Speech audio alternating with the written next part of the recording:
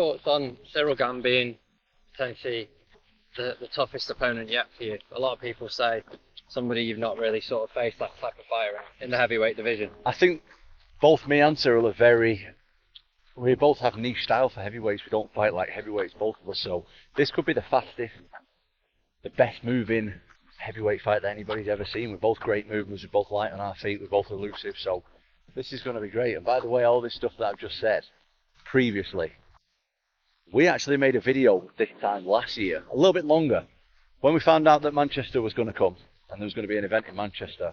When I thought I was fighting Ciryl Gane, but he declined it, we made a video there over a year ago now. And if you don't believe me, if you don't believe it on the timeline, look, got my teeth done now. Look at the old video. You want to zoom in on them? Hold on. Got my teeth done. Let me get right in there. I got the teeth done now. When I did this video, this was over a year ago. Didn't have my teeth done then, so get over there. We'll face Ciryl Gane. Aspinall has 15 wins, and all of them are by finish. Gane is the #1 ranked heavyweight. Now, when you look at the UFC heavyweight ranking, he has beat most of them, and he's beat them in style, and he's knocked them all out. Curtis Blade, Sergey Pavlovich, Alexander Volkov, whoever they are, he's beaten a little bit different. Now, of course, Jon Jones beat Ciryl Gane in quick fashion, took him down in the first round, submitted him with a front choke. Ciryl Gane is the same as Tom Aspinall in terms of athletic ability. When I say that Tom Aspinall is a heavyweight George St. Pierre, that kind of goes to Ciryl Gane as well. The man's gigantic. He's very quick. He's agile. He's light on his feet. He could run any sport on the planet. And he's almost like George St. Pierre and Tom Aspinall in the fact that he's got all those athletic attributes and qualities, but he doesn't have the grappling. That's what cost him against Jon Jones, and that's probably what's going to cost him against Tom Aspinall. You never know. He could clip him. This is a dangerous fight. This is heavyweight MMA, but Tom Aspinall can grapple. We've seen him take people down. He's done jiu-jitsu since he was about 15 years old. His dad is going to be on his case, and that's an absolute fact, saying, hey, you're not messing with this guy. Take him down, show him what you can do, show the world your grappling capability. Remember, Ciryl Gane turned Francis Ngannou into a wrestler, okay? So he's a very, very credible threat on the feet. But of course, I do fancy Tom Aspinall to get the job done. The fact that he isn't fighting Jon Jones is insane, but we've talked about that till the cows come home, so I'm not going to bore you on that subject anymore. But just you wait. Jon Jones is probably going to pop up on Tom Twitter. Aspinall versus Ciryl Gane has officially been confirmed, sending shockwaves through the MMA community after more than a year of frustrating silence, delays, and missed opportunities. The interim champion is finally stepping back into the octagon, and fans can't contain their... That Jon Jones wanted $30 million to fight Tom Aspinall. And I did hear that rumor. And I did hear that the UFC said yes, but it is not true. So Dana contacted me and said that rumor is bullshit. So I felt obligated to tell everybody that was a fake rumor. What do you think the amount is that Jon Jones would fight him for, or do you think it's an amount? Well, apparently Jon is thinking about retiring. Yeah. And he should. I mean, he's going to have to someday. He should. I'm not saying he should retire. I'm saying he should think about it. Give the man all the time he wants. He can fight whenever he wants to fight. That's Jon Jones. He's the GOAT. So leave him alone. If he decides one day to come back, and he comes back and he wants to fight Tom Aspinall for the heavyweight title, the question is, like, how long are you allowed to hold on to the title before they start having that conversation? Now, he just knocked out Stipe Miocic, so give the man months. Give the man 5 or 6 months. Just leave him the fuck alone. But at a certain point in time, you have to decide who the heavyweight champion is. And if Tom is the interim heavyweight champion and Jon decides he doesn't want to fight anymore, he could do that. And he could do that also and then come back in a year and fight for the title. He could do that. Like, he could do whatever he wants. Who's next big heavyweight star? Tom Aspinall, the guy who's just phenomenal. And he is, again, the next the next advancement of the evolution of the sport. How so? Well, because he can do everything. That guy's got elite jiu-jitsu. He's got elite takedowns. His striking is outstanding. Like, I've seen a lot of heavyweight, even Francis, who's like the greatest, scariest power striker I've ever seen in the heavyweight division. No one's scarier than Francis. Francis does not move like Tom Aspinall. Yeah. Tom Aspinall is significantly faster than every other heavyweight. That's a real problem because he's a heavyweight and he's a big guy, a really big guy, but he moves so fast. And so his speed has always been like extraordinary compared to other heavyweights. He just moves in. It's all like fast, explosive movements. So he's got natural speed, but then he's also got a lot of training to execute quickly. So when he moves in, he closes the gap. You can see like he's fast for a big guy. Right. I want to see it so bad. John was shitting all over Aspinall, saying that I think that's a bad way to go. He was lucky that he blew his knee out with Curtis Blades because Curtis was teeing off Doing on him. well. Unless John avoided him, unless John used his wrestling to avoid exchanges, you know what that's all about. Correct. Yeah. It's called the Sharp Shutdown. Shot That's a 7-part They did with series. Cyborg. Yeah. The Stipe fight was just like, it's a weird thing. Aspinall's an athlete, man. He's such a good athlete. Freak out. Very fast. Very fast God, for a heavyweight. So fast. Yeah, but we felt the same way about Ciryl Gane. Yeah. Yeah, but Ciryl Gane doesn't have wrestling. Doesn't have jiu-jitsu. Aspinall's like legit on the ground. Very legit on the ground. Fans, So legit. analysts, and even big names like Joe Rogan are all weighing in with their thoughts, bold predictions, and heated debates, turning this fight into one of the most talked about events in MMA right now. At that time. But would you be okay with him like coming back and potentially winning that belt again? And you might have to go through. Well, it's not even about him winning the belt. I mean, you know how I felt about him. I can't risk putting him in big positions in a big spot and have something go wrong. Fair enough. Yeah, especially the White House card.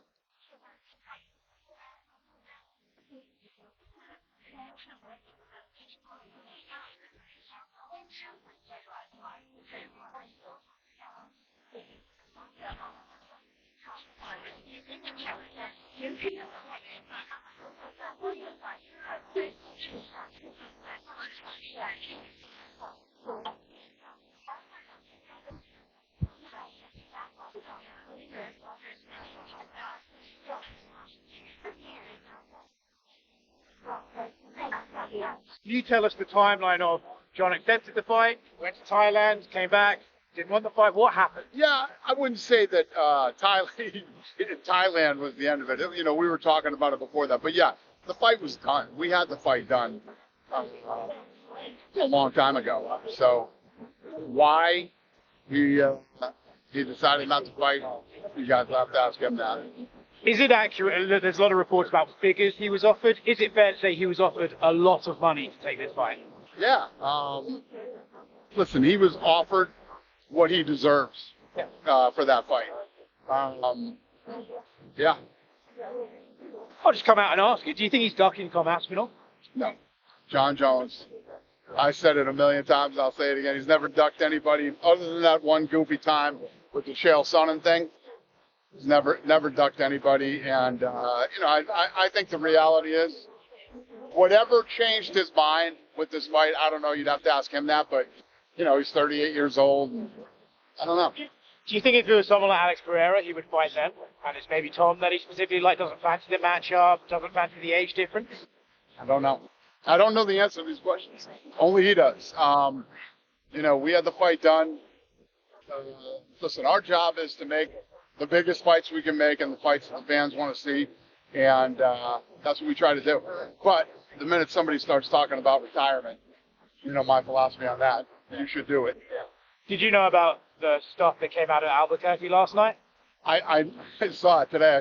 When I saw it today, I said, oh, everybody's going to think this is why he retired. Maybe that is why he retired. Who the hell knows, man? But, I don't know. These are all questions you got to ask him. Yeah. We had the fight done. You saw me talking about it very confidently that this fight was going to happen. And then he changed his mind.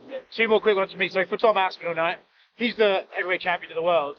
Does that defense he did against Curtis Blades count to his official defenses? Because then he would only have two more to equal Stipe, or does he have to start fresh now? You guys are throwing shit at me that I have no idea, but yeah, I don't know. Okay. It seems like the most obvious choice would be Ciryl Gane for Tom, but is there a chance here maybe that to start the new without Jon Jones era, we should maybe do a big super fight and maybe convince Alex Pereira to move up and do an Aspinall fight, something like that? Or what are you thinking about the Tom fight? Well, once I get through today, tomorrow starts International Fight Week. I'll be back in Vegas tonight, and Tom will be there all next week. So we'll sit down with him, see what he's thinking, what he wants to do. He's been great through this whole thing, and literally said, "I'll fight whoever you guys tell me to fight. I'm ready to go." So looking forward to it. I'm looking forward. What makes this fight announcement so explosive isn't just the matchup; it's what it represents.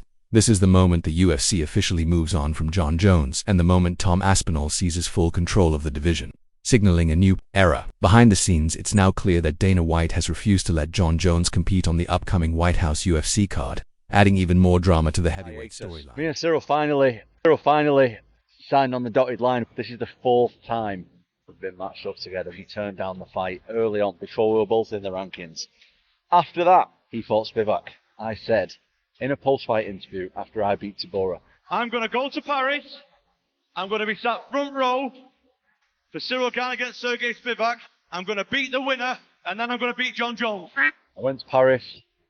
Ciryl, fortunately, turned down the fight on a second occasion. Third occasion, I fought Curtis Blades. The original opponent was Ciryl Gane. Unfortunately, Ciryl Gane was busy that day. Ciryl was filming his Netflix series. Can't remember what it's called, but I'm sure you can check it out now on Netflix. And now we are matched up for the 25th of October, Abu Dhabi. Me and Ciryl. The 4th attempt is here, and this is Cyryl's 3rd title shot. So we are going to try and get rid of Ciryl Gane from the title picture for good.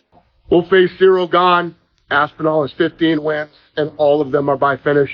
Gane is the #1 ranked heavyweight. Now, when you look at the UFC heavyweight ranking, took him down in the first round, submitted him with a front choke. But Ciryl Gane is the same as Tom Aspinall in terms of athletic ability. When I say that Tom Aspinall is a heavyweight George St. Pierre, that kind of goes to Ciryl Gane as well. The man's gigantic. He's very quick. He's agile. He's light on his feet. He could run any sport on the planet. And he's almost like George St. Pierre and Tom Aspinall in the fact that he's got all those athletic attributes and qualities, but he doesn't have the grappling.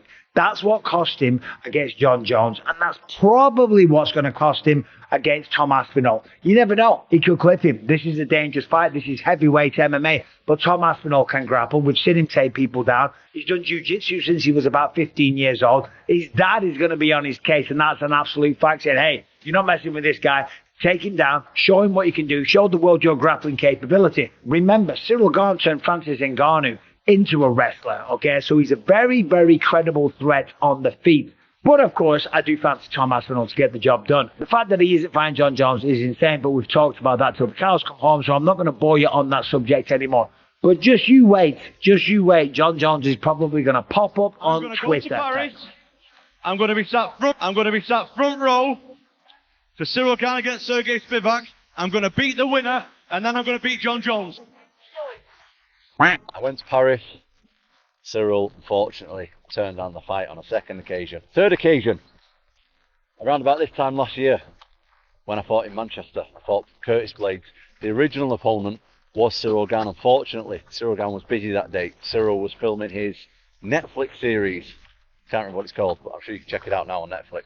Ciryl was doing that, so he couldn't make that date either. And now we are matched up for the 25th of October, Abu Dhabi. Me and Ciryl. The 4th attempt is here, and this is Cyryl's 3rd title shot. So we are going to try and get rid of Ciryl Gane in the title picture for good. How's the confidence levels? Confidence level's great. I believe that, well, I am the best heavyweight in the world. But I want to show everyone that I'm the best heavyweight in the world. Ciryl Gane's lost 2 title shots. And I want to give him his 3rd title shot loss and get him out of there. How's the thoughts of potential ring rust as well? Is that in your head at all? I've had big breaks before. This is it. I've had 3.5 years off of MMA fighting before, so this is no problem for me. Ring rust is all mental anyway, so I'm happy just to get back in there, get stuff moving, get active again. And what can we expect? Tom Aspinall, October 25th, English fans there in Abu Dhabi. Yes, this is great because we're on English time. We're going to be fighting on European time as well, so plenty of guys can fly over. It's going to be busy over there in Abu Dhabi, full of English fans, full of Tom Aspinall fans, which is great. We can just be expecting me, an improved version of me. I've had a year to train. I've had a year to test my skills and improve, and I'm going to show everyone what that's all about. 25th. Aspinall's fight with Ciryl Gane and give my breakdown of that. What took them so long to announce this? We all knew it was going to be this. Everyone knew it was going to be Ciryl Gane next. Look at that fucking smug French face on Ciryl Gane. Someone said it here in the comments. Gane's got the unlimited title shot glitch. So true. So unbelievably true. And that smug little pretentious French grin You know what I mean? It's just horrible. It's horrible to see him just sort of waltz his way back into another title shot off of a robbery. However, this was always the fight that was going to happen. And I don't think there was any, like, conversations otherwise.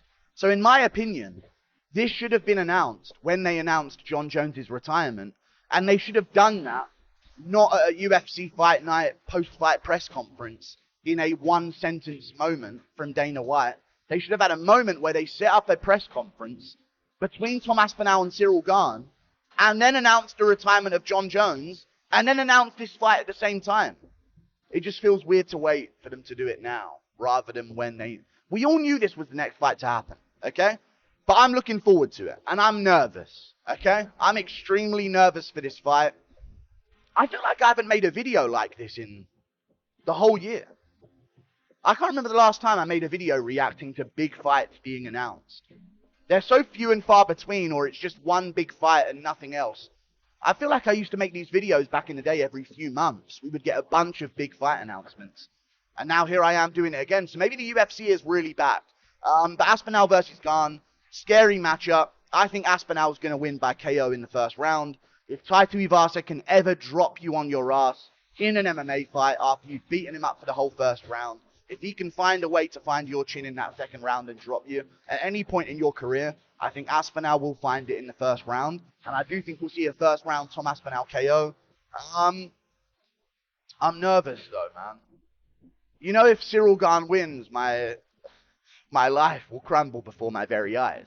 What are your thoughts on Ciryl Gane being potentially the toughest opponent yet for you? A lot of people say somebody you've not really sort of faced that type of fighter in the heavyweight division. I think both me and Ciryl are very... We both have niche style for heavyweights. We don't fight like heavyweights, both of us. So this could be the fastest, best moving heavyweight fight that anybody's ever seen. We're both great movers. We're both light on our feet. We're both elusive. So this is going to be great. And by the way, all this stuff that I've just said previously, we actually made a video this time last year, a little bit longer, when we found out that Manchester was going to come and there was going to be an event in Manchester. When I thought I was fighting Ciryl Gane, but he declined it. We made a video there over a year ago now, and if you don't believe me, if you don't believe it on the timeline, look, got my teeth done now. Look at the old video. I'm going to zoom in on them. Hold on. Got my teeth done. Let me get right in there. Got the teeth done now. When I did this video, this was over a year ago. Didn't have my teeth done. Dana White's decision stemmed from Jon Jones taking too long to commit to facing Aspinall, his unreliability in big moments, and his unwillingness to defend the belt against the division's most dangerous and active threat, Dana, that made it clear that you can't build the biggest event in company history around someone who can't commit. And that's exactly why this matchup with Ciryl Gane has taken center stage, while Jon Jones was stuck in limbo, unsure whether he was retiring or not. Tom Aspinall kept doing what a true champion does, staying ready, focused, and prepared for whoever came next. He didn't need the spotlight or headlines. He just kept improving, staying in peak fight shape, and waiting for the UFC to finally let him do what he was born to do. So guys, please subscribe to my channel for more updates and news, and thank you for watching my videos.